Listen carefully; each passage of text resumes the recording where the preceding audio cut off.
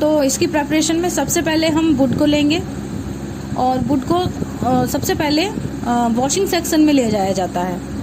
Washing section में हम इसको इसलिए ले जा रहे हैं ताकि इसके अंदर जो भी लकड़ी के जो टुकड़े हैं उनके अंदर जो भी धूल मिट्टी के कण हैं, जो भी गंदगी है, जो भी अनावश्यक चीज़ें हैं, उनको आसानी से वॉश आउट किया जा सके। तो वॉशिंग सेक्शन में नॉर्मल वाटर से इसकी वॉशिंग करवाई जाती है। तो जो भी डस्ट वगैरह होती है और जो धूल मिट्टी गंदगी इत्यादि होती है वो यहाँ से वॉश आउट हो जाती है। आफ्टर दैट जो साफ़ धुली हुई लकड़ी है उसको हम एक चॉपर में ले जाते हैं। चॉपर में ले जाकर उसको छोटे छोटे टुकड़ों के रूप में, छोटे छोटे चिप्स के रूप में काट लिया जाता है। ऐसा इसलिए किया जाता है कि सरफेस एरिया जितना कम होगा डाइजेशन उतना अच्छा होगा। ठीक है, बड़ी लकड़ी को आसानी से डाइजेस्ट नहीं किया जा सकता क्योंकि आप देख रहे हैं इसमें आगे फ्लो शीट में एक डाइजेस्टर लगाया गया है। ठीक है, तो छोटे छोटे चिप्स के रूप में जब इसको काटा जाता है तो उसको एक चिप्स स्टोरेज, यहाँ पर ये बनाया हुआ है, चिप्स स्टोरेज में सारे लकड़ी के टुकड़ों को इकट्ठा कर लिया जाता है। क्योंकि इसके बाद आगे जो लकड़ी के टुकड़े हैं उनको पहले ही हम प्रेपरेशन के तौर पे इकट्ठा करके रख लेते हैं ताकि कमी ना हो, हमारा यहाँ पर शटडाउन की कंडीशन ना हो, जो हमारी फ्लो रेट है या फिर जो हमारी फीड रेट है वो ब्रेक ना हो जाए। तो एक स्टोरेज टैंक हमने यहाँ पहले, स्टोरेज बॉक्स हमने यहाँ पहले ही बनाया हुआ है, वहाँ पर सारे चिप्स को काट काट के, लकड़ी के चिप्स को यहाँ पर रख लिया जाता है। आफ्टर दैट ये जो लकड़ी के चिप्स हैं उनको हम एक डाइजेस्टर चैम्बर में रख देते हैं। ये डाइजेस्टर चैम्बर है, यहाँ पर दो चीज़ें बहुत इंपॉर्टेंट हैं, मोस्ट इम्पॉर्टेंट रोल प्ले कर रही हैं।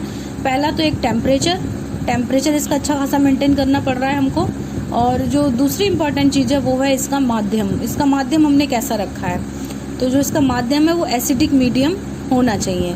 सो temperature we have maintain at about 180 degree centigrade to 200 degree centigrade. इसका जो तापमान है वो 200 डिग्री सेंटीग्रेड मैक्सिमम और मिनिमम 180 डिग्री सेंटीग्रेड तक मेंटेन किया जाता है। ज़्यादा भी हाई टेम्परेचर भी इसका हम नहीं कर सकते हैं, हाई टेम्परेचर करने से भी इसमें समस्याएं होने लगती हैं थोड़ी सी। ठीक है, चूँकि लकड़ी है, ज़्यादा हाई टेम्परेचर करेंगे तो फ्लेमेबल होती है, लकड़ी बहुत जल्दी आग पकड़ लेती है, तो इसीलिए हम यहाँ पर जो टेम्परेचर है वो ज़्यादा अत्यधिक हिसाब से मेंटेन नहीं करेंगे। और जो माध्यम है इसका हमने एसिडिक रखा है, यहाँ पर HCl से एसिडिक मीडियम बनाया जाता है ताकि लकड़ी को जल्दी गलाया जा सके। ठीक है, अब इसके बाद हम यहाँ पर जो माध्यम है एसिडिक होने की वजह से लकड़ी जल्दी गल रही है और तापमान होने की वजह से ये जल्दी से इसका डाइजेशन हो रहा है। उसके बाद से यहाँ जो भी मटेरियल तैयार होगा, लकड़ी गलकर एक पल्प का रूप ले लेगी। पल्प के रूप में लकड़ी जब यहाँ से प्राप्त हो जाएगी तो उसको हम एक ब्लीचिंग सेक्शन में ले जाते हैं। चूँकि पल्प जो होता है यहाँ पर जो लकड़ी का जो कलर होगा वो काफ़ी डार्क हो जाएगा, काफ़ी मैली टाइप की, क्योंकि हाई टेम्परेचर पकने की वजह से ये काली पड़ जाती है थोड़ी सी। तो उसको हम एक ब्लीचिंग सेक्शन में ले जाकर यहाँ पर ब्लीच आउट करवाते हैं। क्लोरीन के द्वारा यहाँ पर इसकी ब्लीचिंग करवाई जाती है। ठीक है, और ब्लीचिंग होने के बाद जो हमारा साफ स्वच्छ प्रोडक्ट है सेल्यूलोज, उसको एक तरफ ये जो हमारी पूरा मटेरियल होगा उसको हम एक प्रेसिपिटेटर में ले जाकर इकट्ठा कर लेते हैं। तो जो बिना गला हुआ, जैसे कभी क्या होता है कि कुछ लकड़ी के टुकड़े ऐसे होते हैं जो ना गल पाए हैं, अच्छे से पक नहीं पाए हैं, डाइजेस्टिव नहीं हो पाया है जिनका डाइजेशन, तो उनको यहाँ से हम निकाल कर दोबारा से रिसाइकिल कर देते हैं। बाकी नीचे जो पल्प जो पूरी तरीके से पक गया है, लुगदी बन गई है, उसको यहाँ से निकाल लिया जाता है। ब्लीचिंग होने की वजह से ये थोड़ा इसका रंग भी साफ हो जाता है, शोधन हो जाता है इसका, तो यहाँ से इसको सेल्यूलोज को यहाँ से निकाल लिया जाता है और सेल्यूलोज को लाकर एक सेल्यूलोज चैम्बर में फर्दर प्रोसेसिंग के लिए कलेक्ट कर लिया जाता है। ठीक है, अब इसका जो अगला स्टेप है ये प्यूरिफिकेशन स्टेप होता है। चूँकि हमने सेल्यूलोज तो बना लिया है बट इसमें अभी क्लोरीन की मात्रा होगी, कुछ कलर होगा, इसमें ब्लैक कलर होगा कुछ, तो उसको हमें प्यूरिफाई करना है। प्योर सेल्यूलोज बनाने के लिए हम इसकी कास्टिक सोडा से वॉशिंग करवाते हैं। कास्टिक सोडा से वॉश होने की वजह से जो सेल्यूलोज की लुगदी है ये धुल जाती है और थोड़ा उसका कलर ब्लैक से ब्राउन की तरफ शिफ्ट हो जाता है। सो यहाँ पर हमने सेल्यूलोज को कम्प्लीटली प्राप्त कर लिया है। अब हम बात करेंगे इसके यूजेस की। सेल्यूलोज जब हमें मिल जाएगा तो इसके यूजेस क्या क्या हैं, इसके बारे में हमको यहाँ पर बात करनी है। तो यूजेस के तौर पे हम यहाँ देख रहे हैं कि सबसे जो मोस्ट इम्पॉर्टेंट चीज़ है सेल्यूलोज की, ये सेल्यूलोजिक फाइबर बनाने में किया जाता है। सबसे ज़्यादा जो यूज़ हो रहा है, जो सेल्यूलोजिक फाइबर आते हैं उसमें बनाने में किया जाता है। और सेल्यूलोजिक फाइबर जैसे रेयॉन है, रेयॉन हो गया, रेयॉन के और भी ग्रेड आते हैं कपड़े के, तो ये उसके लिए यूज़ किया जाता है। और दूसरा है फिल्म फॉर्मेशन में भी सेल्यूलोज का यूज़ बहुत ज़्यादा किया जाता है, ठीक है। फिल्म फॉर्मेशन में और सेल्यूलोजिक क्लॉथिंग बनाने में, सेल्यूलोज कपड़ा बनाने में, सेल्यूलोज यार्न बनाने में सेल्यूलोज का उपयोग किया जाता है। तो फिल्म फॉर्मेशन और सेल्यूलोजिक फाइबर यानी कि रेयॉन इत्यादि बनाने में इसका उपयोग किया जाता है। अब क्वेश्चन ये है कि कैसे हम रेयॉन का फॉर्मेशन करते हैं। तो रेयॉन बनाने के लिए जो सेल्यूलोज है उसका हम क्यूप्रस अमोनिया से रिएक्शन करवाते हैं। क्यूप्रस अमोनिया CH2NaOH, इससे हम इसका रिएक्शन करवाते हैं। और रिएक्शन करने के बाद यहाँ पर एक एसिड सॉल्यूशन बनके तैयार हो जाता है। चूँकि ये क्यूप्रस अमोनिया एक एसिडिक सब्सटेंस है, तो इसके साथ इसका रिएक्शन होता है, एसिडिक सॉल्यूशन बनके तैयार होता है एसिड मिलाने पर यहाँ पर। और एसिडिक सॉल्यूशन मिलने के बाद सेल्यूलोज और क्यूप्रस अमोनिया एक रेयॉन मतलब एक न्यू प्रोडक्ट का रूप ले लेते हैं, जिसको हम क्या बोलते हैं, रेयॉन। तो इस तरीके से हम रेयॉन को प्राप्त कर लेते हैं। एक छोटी सी फ्लोशीट थी इसकी जो यहाँ पर आपको बता दी गई है। अब ये हमने यहाँ पर सेल्यूलोज को प्राप्त किया है, इसकी एक छोटी सी फ्लोशीट थी। इसकी प्रेपरेशन के तौर पे हमने देखा कि इसका जो मेन सोर्स है वो लकड़ी है।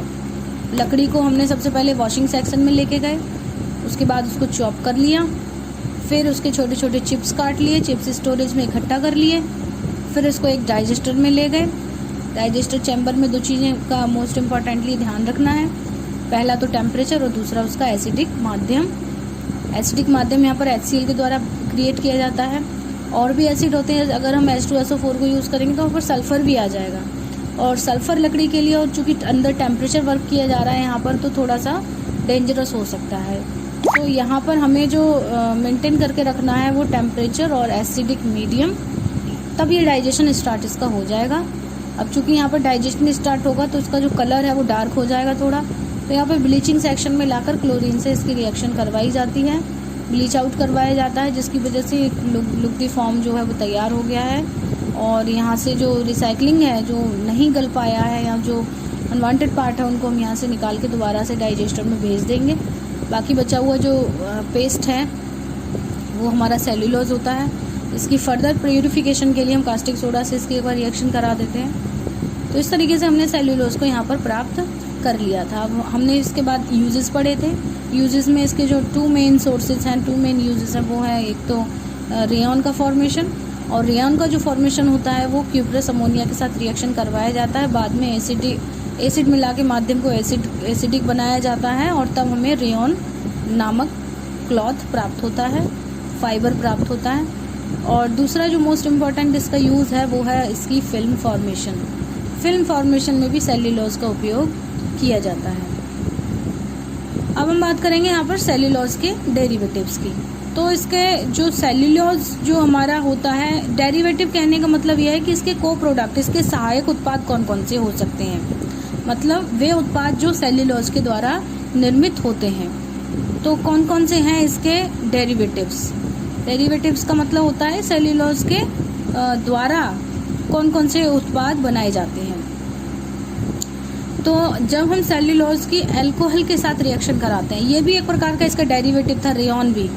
चूँकि ये उद्योग है एक, तो इसीलिए हमने इसके सेल्यूलोजिक फाइबर, रेयॉन एक प्रकार का मतलब अलग ही इसके उद्योग के रूप में अलग रख दिया है, बट ये भी इसका एक डेरिवेटिव ही होता है। जब हम सेल्यूलोज के साथ क्यूप्रस अमोनिया की रिएक्शन करवा देते हैं तब हमको रेयॉन मिलता है।